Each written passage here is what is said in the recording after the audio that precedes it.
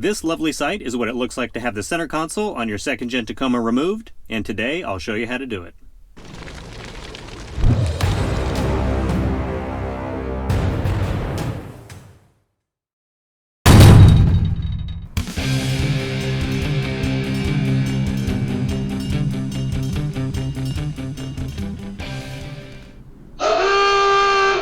To start with, I like to go ahead and slide these stock Tacoma seats as far back as they go, just so you have enough room to work with.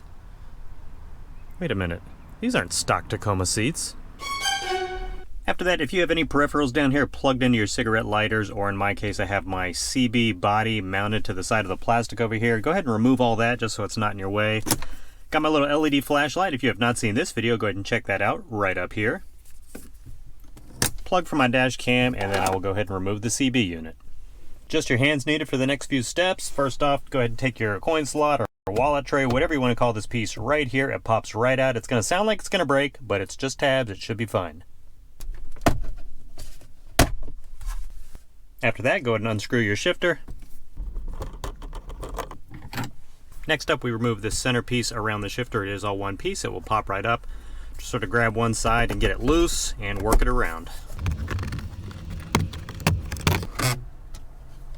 And normally you will just put this off to the side if you have anything plugged in right here, like this is my base controller for my system.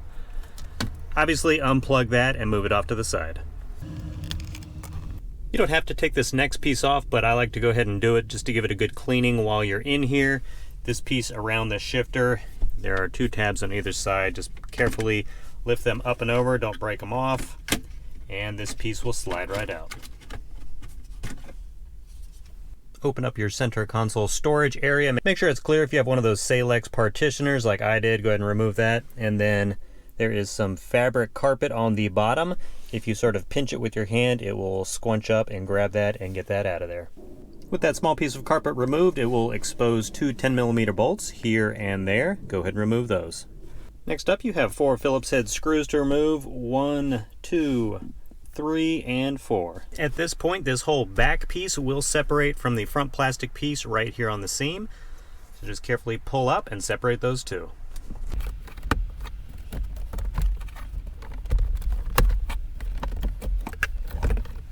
Now for the next part, I'm not going to actually fully remove this last larger piece of plastic just because I have the Iggy switch panel up here, and I do have wires that I don't want to disconnect that are running through the back of that panel.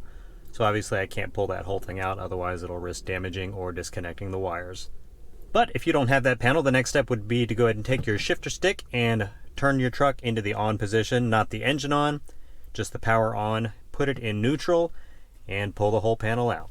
At this point I still have the truck is in neutral, key is in the on position, got my emergency brake on obviously so it doesn't start rolling, so I don't have to worry about having my foot on the brake pedal.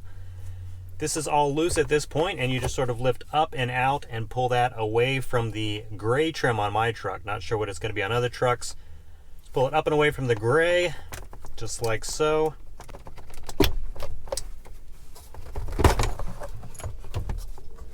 And as you get it loose, just pop it up and over the shifter and you're done. Quick shot of those wires I was telling you about right here, but you can see this whole last piece of plastic is loose, and if you did not have those wires it would come right out. Obviously I'm just going to slide it back in. But you can see with everything removed right here, you have tons of room if you needed to adjust your parking brake cable, which is right in here. I've got extra wires for that base controller. You can get back here to run wires from the back, all kinds of stuff. Plenty of bolts down here to use as grounds, I suppose, if you're wiring up other accessories. But that is what it looks like when you have all the center console removed.